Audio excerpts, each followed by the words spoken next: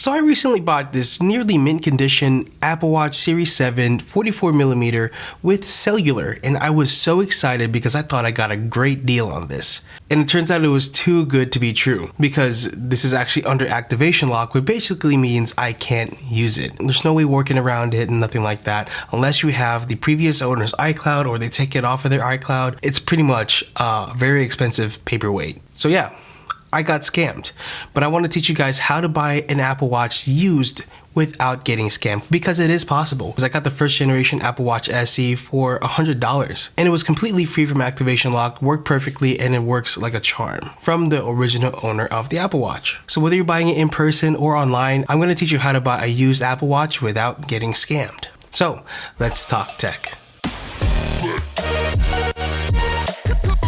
I'm Adrian with Ardently Tech. One of the most secure ways to buy a used Apple Watch is actually through services like Mercari. And Mercari is one of the favorite places to buy stuff like that because it's secure. How so?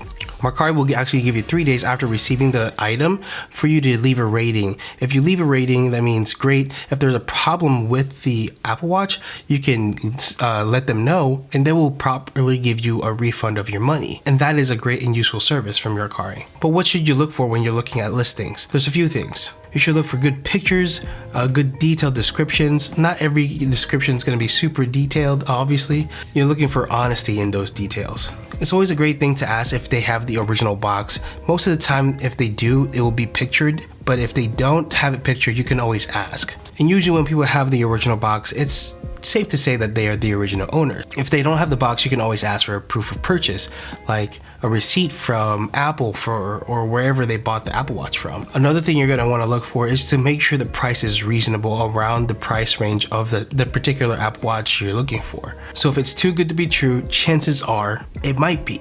But it also might be someone who's just looking to get rid of it, which can be the case too. And if you find a good deal there, you cover all your bases, you should definitely give it a try. But proceed with extra caution when approaching a deal that is a little too good to be true.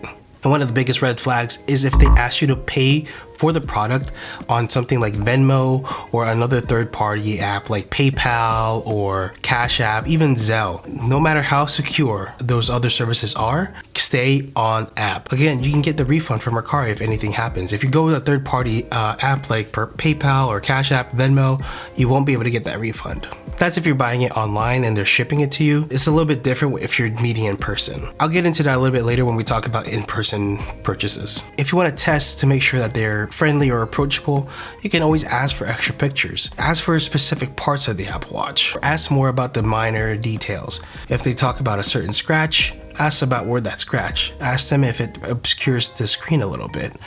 Be as detailed as you can, because the more details they're able to provide for you, the more likely that they are the original owner of this Apple Watch. And sometimes there's accounts that you'll see that sell multiple Apple Watches. You shouldn't fear those, or that should actually be a really green flag or a great thing to look for. But the one thing you really need to ask in the DM before you make an offer or anything like that, you always got to ask them if the Apple Watch is clear from any activation or iCloud locks. And if they say yes, it is, now you have proof to make sure that if they are lying to you when you purchase the item and it turns out it is under activation lock, you can always let them know, you get your refund, and you get to give them a poor rating and stuff like that. So, but hopefully once you get the Apple Watch in the mail, you're able to connect it no problem, pretty easily, and you have about 3 days before it automatically accepts the product for you on Mercari, I believe. Do it as quick as possible once you get it. If it's confirmed, give them a rating, and congratulations, you got a new Apple Watch, or a new to you Apple Watch. This is the way I wish I bought this Apple Watch Series 7, because that way I would be able to get my refund. But unfortunately, I went in person. And there's a couple more things that you need to be mindful about if you're buying an Apple Watch in person. Now, of course, whether it's Facebook Marketplace or Mercari as well, or OfferUp Local, a lot of the things that apply to the listings online still apply to this, especially when you start to message these people. You should still ask if it's under activation lock or iCloud lock. That way you have proof, again, to show. When meeting in person, scheduling a meetup for a person, say you find a good deal and you schedule a meetup, ask them this: would you be okay with me connecting it to my iPhone before I give you the money, just to make sure that it's actually free from activation lock. People who have nothing to hide will be okay with that.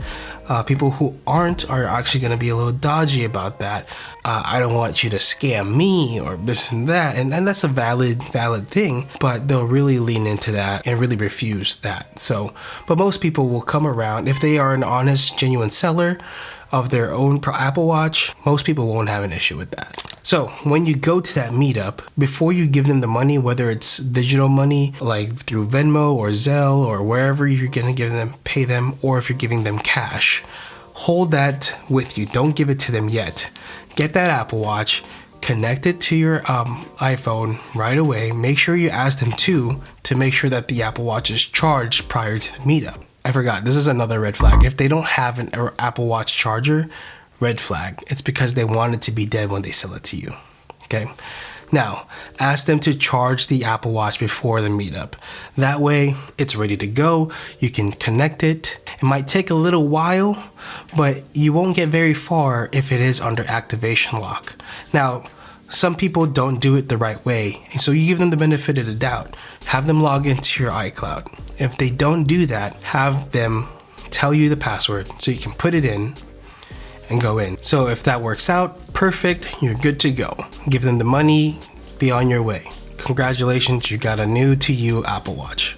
But if you don't, it doesn't work out, it has activation lock, they don't have the password to it, it's not working, tell them thank you, but no thank you. Disconnect the Apple Watch and leave. And a couple of safety tips as well is to meet in a public place when you do this meetup and bring a friend. Just have a friend with you, because in case of something going haywire, you're not stranded by yourself or putting yourself in danger. Unfortunately, there are people out there that will cause harm to somebody alone, and man, women, whoever. So just be careful when you do things like this in person. Obviously, most people know that by now, but just in case, just be aware of that. If you have any more tips, leave them in the comments below for anybody who's looking to buy a used Apple Watch, and share your experiences with us as well down there if you have had an issue like this, like I did, getting scammed with Apple Watches. Unfortunately, I know for sure that I am not the only one.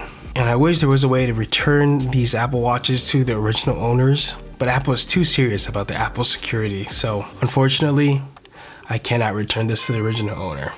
If you enjoyed today's money-saving tech video, you might enjoy this video right here where Arnell shares how you can buy a PS5 for retail and not pay those scalper prices. We'll catch you in the next one. Peace.